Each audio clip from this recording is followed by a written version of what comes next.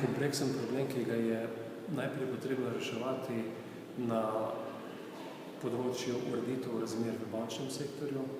To je še vedno velik problem, kajti brez aktivne vloge države in sanacije teh starih bremen v bančnem sistemu enostavno to ožilje ne bo zacirkuliralo in ne bo pogoja za zagon gospodarstva.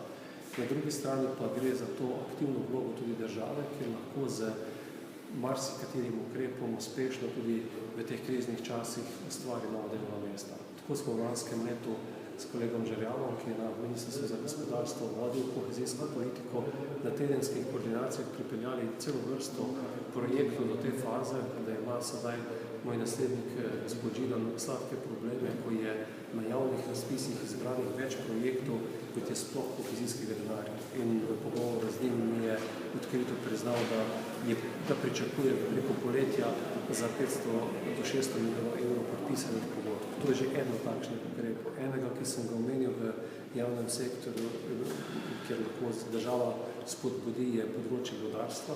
Tu mislimo, da je zopet prednost tega projekta, da je to praktično po celi državi vrsto mikrolokacij, kjer lahko se za gospodarsko aktivnostjo prične.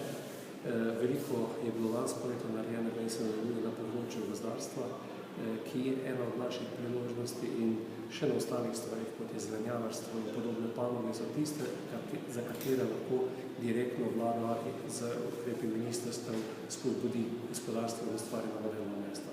Na drugi strani pa gre za ključen premislek, kako Slovenijo narediti enostavnejšo državo, prijaznejšo za gospodarstvo. To pa so te zgodbe, ki so povezane tudi z razmerjem med davki in pa javno porabo. In v tem delu je več kot očitno, da država, ki ustvari približno 35 milijard bruto družbenega prihodka, z svojimi 17 in več milijardami javne porabe presega kapacitete trenutnega časa. In tu se je potrebno dogovoriti in v tem kriznem času zagotovo tudi javno porabo znižati, kajti to, da se bomo na leto zadolžili od milijarde do pol do 2 ponovno in od tega plačevali drage obresti, nas pelje v pogubo.